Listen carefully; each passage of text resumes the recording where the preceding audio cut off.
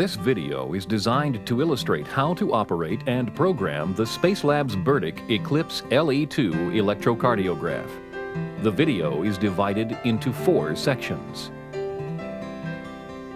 Part 1 covers all of the startup steps, including uncrating your electrocardiograph, overview of the accessories, setup of the electrocardiograph, and loading the paper.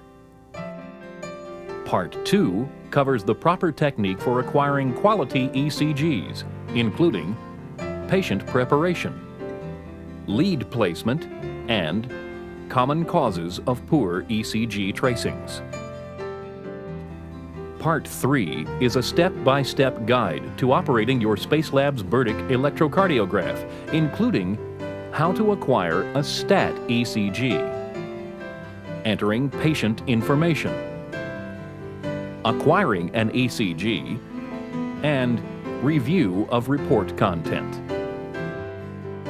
Part 4 covers advanced system programming, including custom report formats, detailed explanation of the keyboard, detailed explanation of the display screen, and customizing system operation to your specific needs.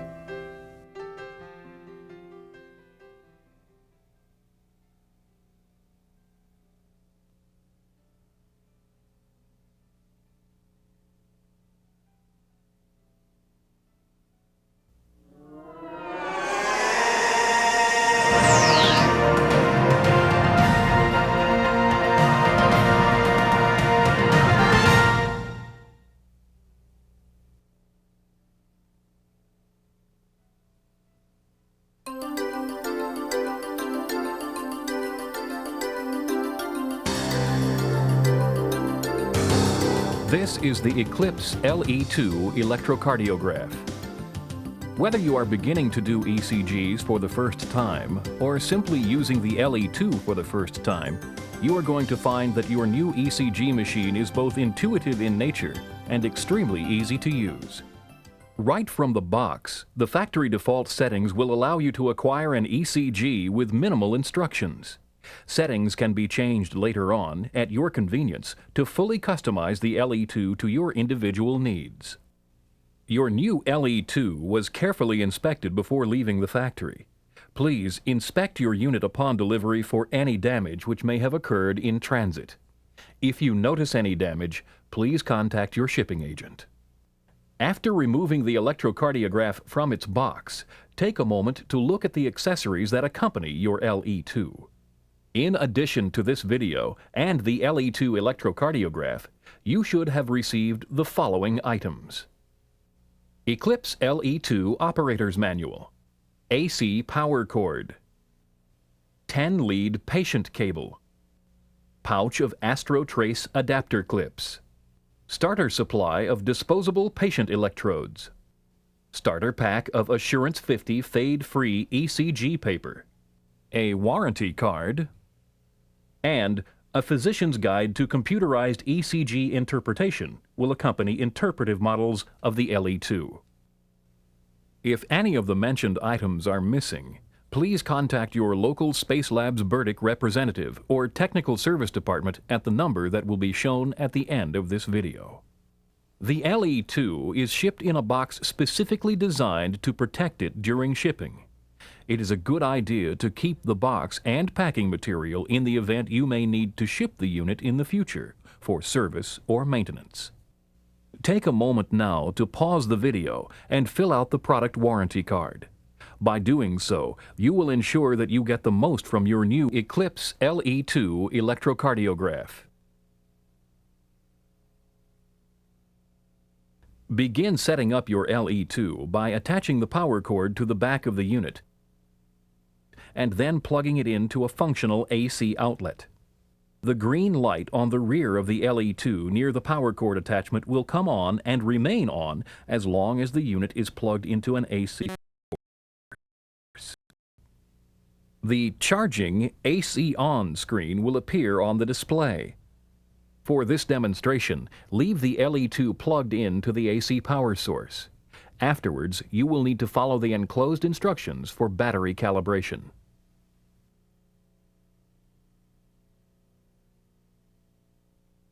When your electrocardiograph has been fully charged, you can run on battery for 2 hours or 20 ECGs. Now, plug the patient cable into the receptacle located at the front of the machine. Insert the cable with the smooth, flat side facing up. You will now need to plug an Astro trace clip onto the end of each of the individual lead wires. This will allow attachment of the lead wires to the tab-style resting ECG electrodes. Make certain that each clip is seated fully on its corresponding pin. Turn on the LE2 by pressing the On Standby key on the front panel. When pressing the control keys, use a firm, steady touch. A short beep indicates your input is accepted. Do not use objects such as pens or pencils to activate the keys, as this may damage the keyboard. When the LE2 first comes on, after doing a self-test, the initial menu will be displayed. Loading paper into your Eclipse LE2 is a simple operation. Lift the paper compartment cover on the top of the ECG machine. Remove the new paper from its package and place the new stack of paper into the compartment as shown, with the paper holes at the top. Lift and feed the top sheet into the slot at the front of the roller.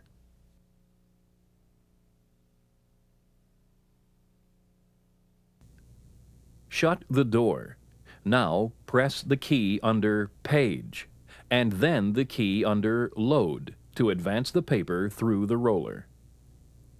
Use only Spacelab's Burdick approved ECG paper, part number 007868 or 007976. The use of an incorrect type of paper may cause damage and may also invalidate your warranty. This concludes part 1 of the video. You have been shown how to unpack your new LE2 electrocardiograph, an overview of the accessories for your LE2, basic setup of the LE2, and how to load the ECG paper. We will now begin part 2 of the video, where you will be shown proper patient preparation, correct lead placement, and common causes of poor ECG tracings.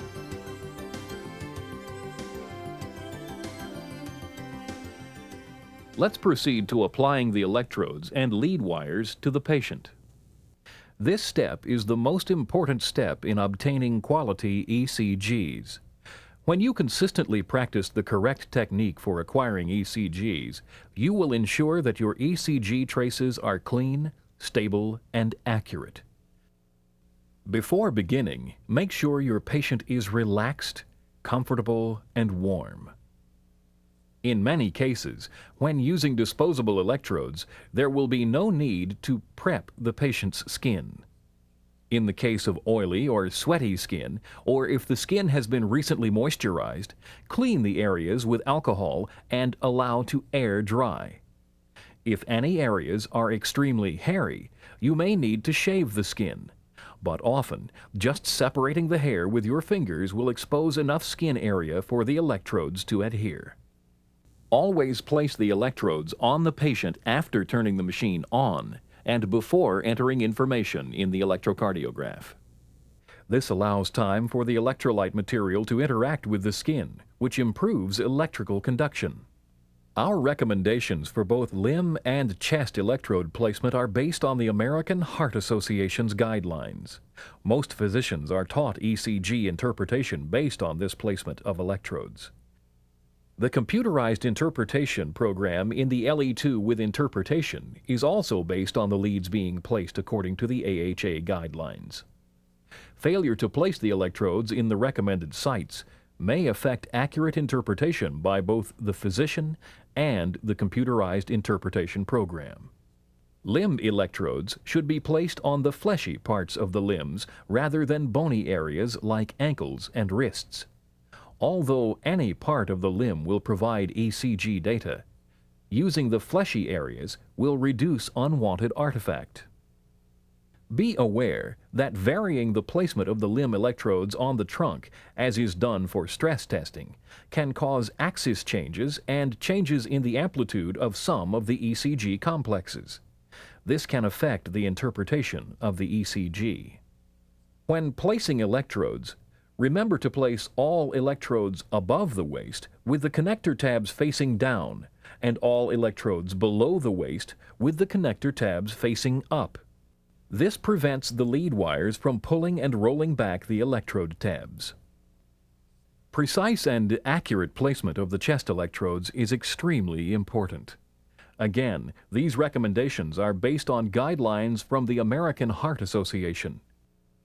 Placement of the chest electrodes even just an inch or an inch and a half too high can result in changes that will inaccurately reflect heart disease.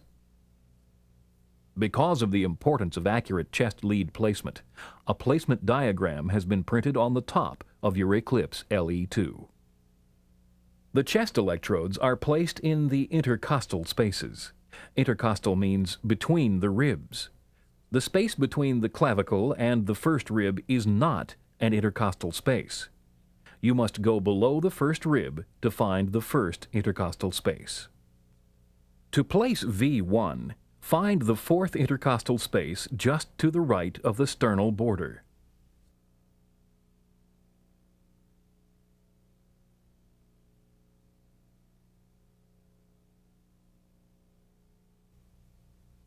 V2 is placed in the same fourth intercostal space, but just to the left of the sternal border. Be very careful to place V1 and V2 correctly. If they are in the wrong place, a misleading ECG will result. Next, place V4. We will come back to V3 after we have placed V4. V4 is located in the fifth intercostal space directly down from the left mid-clavicle. Now we're ready to place V3. It lies exactly halfway between V2 and V4. It is quite likely to be on the rib bone. V5 is in the horizontal plane of V4 at the left anterior axillary line. When V5 is in the correct position, just in front of the armpit, a small space will remain between V4 and V5. V6 lies horizontal to V4 and V5, but at the mid-axillary line next to V5. V6 lies under the armpit, next to V5, and in line with V4. When completed, the sensor placements will look like this. Now hook up the correct lead wires to the electrodes. The lead wires are clearly marked with appropriate lead designations to make hookup easy